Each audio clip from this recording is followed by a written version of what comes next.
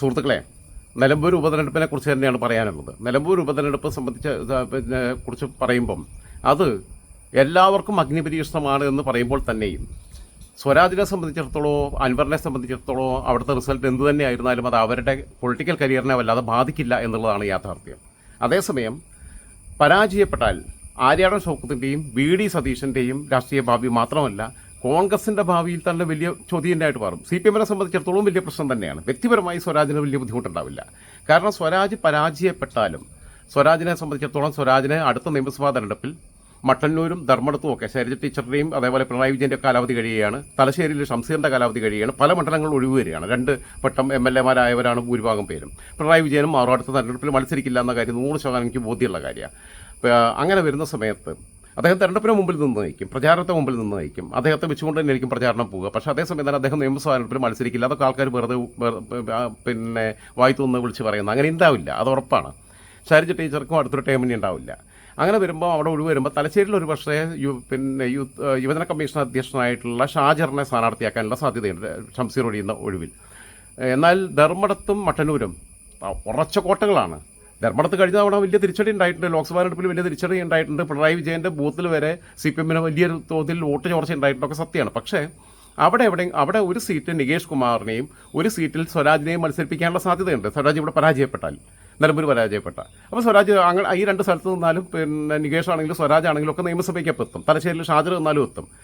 ബാക്കിയുള്ളിടത്തൊക്കെ എന്തൊക്കെ തിരിച്ചടികളുണ്ടായാലും ഒരു പക്ഷേ കഴിഞ്ഞ തവണ കിട്ടിയ ഭൂരിപക്ഷം കിട്ടിയിട്ടില്ല. ആ സീറ്റുകൾ നിലനിർത്താൻ പറ്റുന്ന സീറ്റുകളാണ്. അതേസമയം കൂത്തുപറമ്പ് സീറ്റ് അങ്ങനെ എന്താവുമെന്ന് നമുക്ക് പ്രവചിക്കാൻ പറ്റാത്തതാണ്. കണ്ണൂർ സീറ്റ് നമുക്ക് പ്രവചിക്കാൻ പറ്റാത്തതാണ്. അങ്ങനെയുള്ള കുറച്ച് സീറ്റുകളൊക്കെ ഉണ്ട്. കണ്ണൂർ സീറ്റിൽ ഒരു പക്ഷേ മുസ്ലിം ലീഗ് വന്നു വരും. PV അൻവറിനെ സംബന്ധിച്ചിടത്തോളം ഒരു 15,000 വോട്ട് പിടിച്ചാൽ അയാൾ വിജയിച്ചതിന് തുല്യമല്ലേ PV അൻവർ. ആ 15,000 വോട്ട് PV അൻവറിന് നിഷ്പ്രയാസം പിടിക്കാൻ പറ്റുന്ന സ്ഥിതി ആ മണ്ഡലത്തിലുണ്ട്. ഞാൻ ഈ പറയുന്ന പോലെ അവിടെയുള്ള എല്ലാ സ്ഥാനാർത്ഥികളും എനിക്ക് വ്യക്തിപരമായിട്ട് അറിയാവുന്നവരാ. ആര്യാടൻ ഷൗക്കത്തൊക്കെ ആയിട്ട് ഒരു 10 വർഷത്തെ ബന്ധമുണ്ട്. അതേപോലെ തന്നെ ഇപ്പം BJP സ്ഥാനാർത്ഥി അഡ്വക്കേറ്റ് മോഹൻ ജോർജുമായിട്ട് 20 വർഷത്തെ ബന്ധമുണ്ട്. അതേപോലെ തന്നെ സ്വരാജുമായിട്ട് ഒരു 30 വർഷത്തെ ബന്ധമുണ്ട്. ഞങ്ങൾ 15 വയസ്സ് 16 വയസ്സിൽ പ്രീ ഡിഗ്രിക്ക് പഠിക്കുന്ന കാലം തൊട്ട് സ്വരാജ് ചുങ്കത്തറ മർത്തോമ കോളേജിൽ, മഞ്ചേരി NS കോളേജിൽ ആ വ്യത്യാസങ്ങൾ ഒരുമിച്ച് SFIയിൽ പ്രവർത്തിച്ചിട്ടുള്ളതാണ്. അങ്ങനെയുള്ള ബന്ധമുണ്ട്. അപ്പം PV അൻവറുമായിട്ടും ഏതാനും വർഷത്തെ ബന്ധമുണ്ട്. ഞാൻ മഞ്ചേരിക്കാരനാകുമ്പോഴേയുള്ള ബന്ധങ്ങളാണ് ഇതൊക്കെ. നിലമ്പൂരിൽ ഞാൻ കുറച്ചു കാലം താമസിച്ചത്. 2016 തൊട്ട് 19 വരെയുള്ള 3 വർഷമാണ് താമസിച്ചത്. അവിടുത്തെ പൾസ് എനിക്കറിയാം. അതുകൊണ്ട് ഞാൻ പറയുന്നു, അവിടെ ഒരു 15,000 വോട്ട് PV അൻവറിന് അവിടെ ഉണ്ട്. വ്യക്തിപരമായ നിലയ്ക്ക് തൃണമൂൽ കോൺഗ്രസിൻ്റെ വലിപ്പം കിട്ടുന്നല്ല. തൃണമൂൽ കോൺഗ്രസ് ഒക്കെ പിന്നലെ വന്നതാണ്. പക്ഷേ PV അൻവറിന് അവിടെ 15,000 വോട്ടുണ്ട്. ഒരു 15,000 20,000 വോട്ട് പിടിച്ചാൽ തന്നെ ജയിച്ചതിന് തുല്യ. മമതാ ബാനർജി നേരെ പശ്ചിമ ബംഗാളിൽ നിന്ന് പുള്ളിയെ രാജ്യസഭയ്ക്ക് അയക്കും. അതായത് അദ്ദേഹത്തിന് രാഷ്ട്രീയത്തിൽ ഒരു നഷ്ടം ഉണ്ടാകുമ്പോൾ അദ്ദേഹത്തിൻ്റെ മുഖ്യധാരയിൽ തന്നെ അവർ ചേർത്ത് പിടിക്കും. ഒരു 15,000 വോട്ടിന് 20,000 വോട്ടൊക്കെ പിടിച്ചു കഴിഞ്ഞാൽ അദ്ദേഹത്തെ നേരെ രാജ്യസഭയ്ക്ക് കൊണ്ടുപോകും അടുത്ത് വരുന്ന ഒഴിവിൽ. ഒരു മുസ്ലിം ഫേസ്. 2 കേരളം പോലെയുള്ള സ്ഥലത്ത് തൃണമൂൽ, കാരണം പ്രത്യേകിച്ചും കോൺഗ്രസിനോടൊരു വൈരാഗ്യ ബുദ്ധി ഒരു വശമൊക്കെ നിൽക്കുമ്പോഴും മമതയ്ക്കുണ്ടല്ലോ. അങ്ങനെ വരുമ്പം ഇവർ തോറ്റു കഴിഞ്ഞാൽ UDF-ൻ്റെ ഈ പറഞ്ഞ നേതാക്കന്മാർ V.D. സതീശൻ ഉൾപ്പെടെ അൻവറിൻ്റെ ഒതായിയുടെ വീടിൻ്റെ മുമ്പിൽ അപ്പോയിൻമെൻറ്റ് ചോദിച്ച് കാത്തു നിൽക്കേണ്ടി വരും സംസാരിക്കാൻ. ഇപ്പോൾ ഉള്ള ധാർഷ്ട്യമൊക്കെ പോവും. സതീഷിനെ സംബന്ധിച്ചിടത്തോളം സതീശൻ നിലമ്പൂർ സീറ്റ് നഷ്ടപ്പെട്ട് കഴിഞ്ഞാൽ സതീഷിൻ്റെ കഥ കഴിഞ്ഞു. ആര്യാടൻ ഷൗക്കത്തിനെ സംബന്ധിച്ചിടത്തോളം അദ്ദേഹത്തിന് പിന്നീട് നിയമസഭാ സീറ്റ് മത്സരിക്കാൻ കിട്ടില്ല. സത്യത്തിൽ അവിടെ VS ജോയിയെ നിർത്തിയിരുന്നെങ്കിൽ ആര്യാടൻ ഷൗക്കത്തിന് തവനൂർ സീറ്റിലോ അല്ലെങ്കിൽ തിരുവമ്പാടി സീറ്റ് മുസ്ലിം ലീഗുമായി വെച്ച് മാറിയിട്ട് ആ സീറ്റ് ഏറ്റെടുത്തിട്ട് അവിടെയോ മത്സരിച്ചിരുന്നെങ്കിൽ അദ്ദേഹത്തിനും നിയമസഭയിലെത്തായിരുന്നു, ജോയിക്കും നിയമസഭയിലെത്താമായിരുന്നു.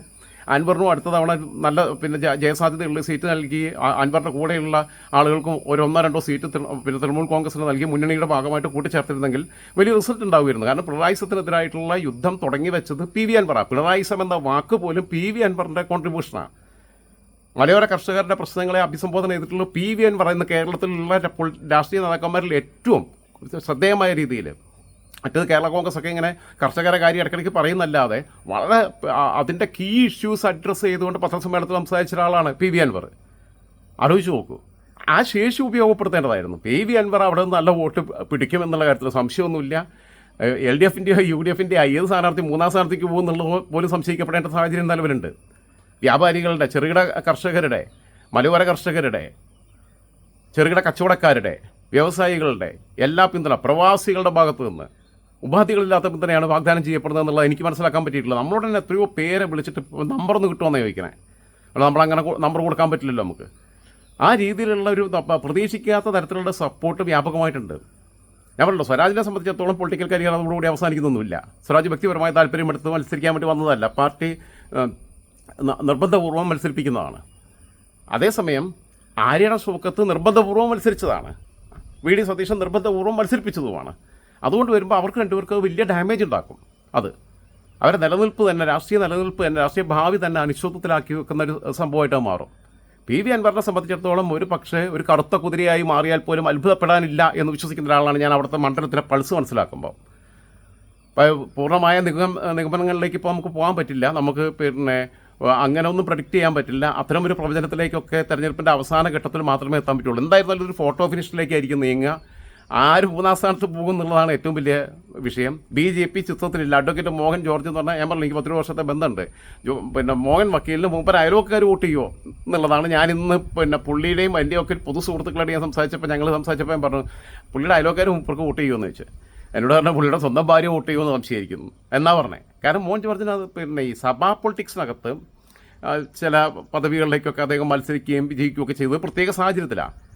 പുള്ളിയുടെ എതിരായിട്ടുള്ളത് നിന്നിരുന്ന സണ്ണിച്ചായ എന്ന് പറയും, പുള്ളി അത്യാവശ്യം ആൾക്കാരെയൊക്കെ വെറുപ്പിച്ച് വെച്ചപ്പം അവിടെ സഭയ്ക്കകത്തുനിന്ന്. പക്ഷേ ആ ചെയ്ത ആൾക്കാർ മാർത്തോമ സഭയ്ക്കകത്തെ ഇന്നർ പൊളിറ്റിക്സിനകത്ത് ഇദ്ദേഹത്തെ അനുകൂലമായി വോട്ട് ചെയ്ത ആളുകൾ ഈ നിയമസഭാ തെരഞ്ഞെടുപ്പിൽ അദ്ദേഹത്തിന് വോട്ട് ചെയ്യുന്ന പ്രതീക്ഷിക്കരുത്. ഞാൻ പറഞ്ഞില്ല, അദ്ദേഹത്തിന് അയൽവക്കക്കാരെ വോട്ട് പോലും കിട്ടില്ല. അപ്പോൾ ഈ BJPയുടെ വോട്ടുകൾ എവിടേക്ക് പോകും എന്നുള്ളതാണ് ചോദ്യം. ആ വോട്ടുകൾ പോലും ഇവിടുത്തെ വിവിധ വിഭാഗങ്ങളെ, കാരണം എന്താ വെച്ചാൽ അൻവർ മുന്നോട്ട് വെച്ചിട്ടുള്ള വിവിധ ഇഷ്യൂസാണ്. ഈ പലവര കർഷകർ എന്ന് പറഞ്ഞാൽ ഭൂരിപക്ഷവും ക്രൈസ്തവ മതവിശ്വാസികളാണ്. അവർക്കിടയിലേക്ക് അൻവറിന് വലിയൊരു ഓളം സൃഷ്ടിക്കാൻ പറ്റിയിട്ടുണ്ട്. അതൊക്കെ വോട്ടായിട്ട് വീണാൽ EVM മെഷീനിൽ നിൽക്കുമ്പം ആ സമയത്ത് അങ്ങനെ വന്നു കഴിഞ്ഞാൽ പിന്നെ നമ്മൾ ഈ പറയുന്ന പോലെ സ്ഥാനാർത്ഥികളെല്ലാവരും മികച്ച സ്ഥാനാർത്ഥികൾ, അതിന് സംശയമൊന്നുമില്ല. മോഹൻ ജോർജ് വക്കീലിനെ ഒഴിച്ചു കഴിഞ്ഞാൽ ബാക്കി ഇപ്പോൾ UDFൻ്റെ അരിയാടൻ ഷൗക്കത്തും CPMൻ്റെ M സ്വരാജും അതേപോലെ തന്നെ PV അൻവറും 3 പേരും കട്ടയ്ക്ക് കട്ട നിൽക്കുന്ന സ്ഥാനാർത്ഥികളാണ്. അക്കാര്യത്തിൽ സംശയമൊന്നുമില്ല. പക്ഷേ അവസാന ഘട്ടത്തിൽ ഈ പറഞ്ഞ പോലെ തന്നെ ഒന്ന് ഇന്നർ പാർട്ടി പൊളിറ്റിക്സിനകത്ത് സ്വരാജിനോട് എതിരഭിപ്രായമുള്ള ഒരുപാട് CPMൻ്റെ ഒരു 40 വയസ്സിന് മേലെയുള്ള പുതിയ ചെറുപ്പക്കാർക്ക് അറിയില്ല. പക്ഷേ സ്വരാജിൻ്റെ കൂടെ പ്രവർത്തിച്ച് അണ്ടിയോടടുത്ത് മാങ്ങയുടെ പുളി അറിഞ്ഞ ഒരുപാട് കമ്മ്യൂണിസ്റ്റുകാരുണ്ട്. അവർ പലരും സംസാരിക്കുമ്പോൾ അവർക്ക് സ്വരാജിനോട് എതിർപ്പ് ഇപ്പോഴും ഉണ്ട് മനസ്സിൽ. അതൊന്നും ഈ ഒരു ജാടയും കാര്യങ്ങളും തലക്കനവും ഒക്കെ വരുമ്പോൾ ഉണ്ടാകുന്ന ചില പ്രശ്നങ്ങളാണ്. നമ്മൾ വല്ലാതെ അങ്ങ് വളർന്നു പോയി എന്ന് കരുതുമ്പം ബാക്കിയുള്ളവരൊക്കെ നിസ്സാരന്മാരാണ് എന്നുള്ള ധാരണയിലേക്ക് പോകരുത്. ആര്യയുടെ ഷൗക്കത്തിനെ സംബന്ധിച്ചിടത്തോളം അങ്ങനെയുള്ള അദ്ദേഹത്തിനും അഭിപ്രായ വ്യത്യാസം ഉള്ളത് കൂടുതലും അദ്ദേഹത്തിൻ്റെ സ്വന്തം പാർട്ടിയിൽ നിന്നും സ്വന്തം മുന്നണിയിൽ ഘടകകക്ഷിയായിട്ടുള്ള മുസ്ലിം ലീഗിൻ്റെ ഭാഗത്തു നിന്നുമാണ്. ആ വോട്ടുകൾ പരിപൂർണമായി അദ്ദേഹത്തിന് കൂടെ ചേർത്ത് നിർത്താൻ കഴിയില്ല. ആ വോട്ട് അൻവറിനാണ് പോകുന്നതെന്നുണ്ടെങ്കിൽ അപ്പോൾ ഇവർക്ക് ക്ഷീണം തന്നെയാണ്. അതല്ല അത് സ്വരാജിനാണ് പോകണമെന്നുണ്ടെങ്കിൽ സ്വരാജ് ജയിക്കുകയും ചെയ്യും. ഇപ്പോഴത്തെ എന്ന് പറഞ്ഞാൽ ഇഞ്ചോട് ഇഞ്ച് ത്രികോണ മത്സരമാണ്. ത്രികോണ മത്സരം സാധാരണഗതിയിൽ കേരളത്തിൽ എല്ലായിടത്തും ഉണ്ടാകുന്നത് ത്രികോണ മത്സരം എന്ന് പറയുമ്പം അത് NDAയും UDFും LDFും തമ്മിലാണെങ്കിൽ ഇവിടെ UDFും LDFും അൻവർ എന്ന ഒരു വ്യക്തിയും തമ്മിലുള്ള മത്സരമായിട്ട് മാറിയിട്ടുണ്ട്. അത് സ്വന്തമായി അത്രയും വോട്ട് ബാങ്കുള്ള ഒരാൾ അദ്ദേഹം മാത്രമേ ഉള്ള സ്ഥാനാർത്ഥികളുടെ ഇടയിൽ. അത് അൻവറിനോടുള്ള ഇഷ്ടം കൊണ്ട്, അൻവറിൻ്റെ നിലപാടുകളോടുള്ള താല്പര്യം കൊണ്ടാണ്. അൻവറിൻ്റെ ഓഫീസ് MLA ഓഫീസ് കേരളത്തിലെ ഏറ്റവും മികച്ച MLA ഓഫീസുകളിലൊന്നായിരുന്നു. ഞാൻ അൻവറിന് ഇതുവരെ വോട്ട് ചെയ്തിട്ടില്ല. 2016 ചെയ്തിട്ടില്ല, 2021 ചെയ്തിട്ടില്ല. എനിക്ക് പല കാര്യങ്ങളിലും അഭിപ്രായ വ്യത്യാസമൊക്കെ ഉണ്ടായിരുന്നു. പക്ഷേ അടുത്തറിയും തോറും നമുക്ക് അദ്ദേഹത്തോട് ഇഷ്ടം തോന്നുന്നുണ്ട്, അദ്ദേഹത്തിൻ്റെ നിലപാടുകളോട് താല്പര്യം തോന്നുന്നുണ്ട്. എടുത്തിയാട്ടും മുൻകോപം കുറച്ച് കൂടുതലാണെന്നുള്ളതേ ഉള്ളൂ. അതൊന്ന് മാറ്റി നിന്ന് കഴിഞ്ഞാൽ കുറച്ചുകൂടി പക്വതയോടുകൂടി കാര്യങ്ങൾ ഡീൽ ചെയ്ത് കഴിഞ്ഞാൽ കഴിവുള്ള ജനപ്രതിനിധിയായിരുന്നു. ആ MLA ഓഫീസിൽ പോകണമെന്നുണ്ടെങ്കിൽ സാധാരണ CPMൻ്റെ പിന്തുണയോടുകൂടി LDFൻ്റെ MLAമാർ വന്നു കഴിഞ്ഞാൽ എന്തെങ്കിലും ആവശ്യത്തിന് സാധാരണക്കാരൻ അവിടെ പോകണമെങ്കിൽ ബ്രാഞ്ച് സെക്രട്ടറിൻ്റെ വീട്ടിൽ ആദ്യം പോയി കാത്തു നിന്നിട്ട് അവിടെ നിന്ന് കത്ത് മേടിക്കണം. പിന്നെ ലോക്കൽ സെക്രട്ടറിൻ്റെ കത്ത് മേടിക്കണം. ഈ പാർട്ടി ഓഫീസ് കയറി ഇറങ്ങാൻ തന്നെ 2 ദിവസം ഇവൻ്റെ ആവശ്യത്തിന് വേണ്ടിയിട്ട് പണിക്ക് പോകാതെ കൂലിപ്പണിക്ക് പോകുന്നതാണെങ്കിൽ പണി ഒഴിവാക്കിയിട്ട് ഇവരെ കത്ത് കിട്ടാൻ വേണ്ടി നടക്കണം. എന്നിട്ട് വേണം MLA ഓഫീസിൽ പോകാൻ. പക്ഷേ അവിടെ നിലമ്പൂർ MLA ഓഫീസ് എല്ലാവർക്കും വേണ്ടിയിട്ട് കോൺഗ്രസ്സുകാരനോ ലീഗുകാരനോ BJPക്കാരനോ CPMകാരനെന്നോ CPIക്കാരനെന്നോ ഹിന്ദുവെന്നോ ക്രിസ്ത്യാനിയെന്നോ മുസ്ലിമെന്നോ ഒന്നും വ്യത്യാസമില്ലാതെ ഏതൊരാൾക്കും എപ്പോഴും കയറി സമീപിക്കാവുന്ന അത്ര ഒരു ജനസൗഹൃദ MLA ഓഫീസായിരുന്നു. അതിൻ്റെ ആനുകൂല്യം അവിടെ നിന്ന് പോയി പല കാര്യങ്ങളും സാധിച്ചിട്ടുള്ളവർ, കാരണം ഇവരെ ലോക്കൽ സെക്രട്ടറിയുടെയും ബാക്കിയുള്ളവരെയും കത്തിട്ടാൻ വേണ്ടി അവരെ തിണ്ണേരം മുമ്പിൽ അവരെ അവിടെ പോയി അവരെ ഈ മസിൽ പിടിച്ച് തലക്കനവും അഹങ്കാരമൊക്കെ സഹിച്ച് കത്തിന് വേണ്ടി നിൽക്കേണ്ടി വന്ന ഒരു ഗതികേടില്ലാതിരുന്ന ഒരു 9 വർഷക്കാലം അത് അവിടുത്തെ വോട്ടർമാരെ മനസ്സിലുണ്ട്. ആ MLA ഓഫീസിൽ ഒരു വട്ടം പോയവൻ ഏത് പാർട്ടിക്കാരനാവട്ടെ, അവൻ ഇത്തവണ വോട്ട് ചെയ്യുക PV അൻവറിനായിരിക്കും. അവിടെയാണ് ഇതിൻ്റെ അടിസ്ഥാനപരമായിട്ടുള്ള വിഷയം അവിടെ കിടക്കണേ. ഒരു പ്രാവശ്യം ഡീൽ ചെയ്തവർ, ഒരു പ്രാവശ്യം ഓഫീസിൽ സമീപിച്ചിട്ടുള്ളവർ, ഞാൻ പല ആളുകളുടെ കാര്യങ്ങൾക്ക് വേണ്ടി ഓഫീസുമായിട്ട് പലപ്പോഴും ബന്ധപ്പെട്ടിട്ടുണ്ട്. ഞാൻ പറഞ്ഞില്ല, ഞാൻ വോട്ട് പോലും ചെയ്തിട്ടില്ല എന്നുള്ളത് കൃത്യമായിട്ട് അറിയാവുന്നതാണ്. ഞാൻ വോട്ട് ചെയ്യാൻ പോയിട്ടില്ല.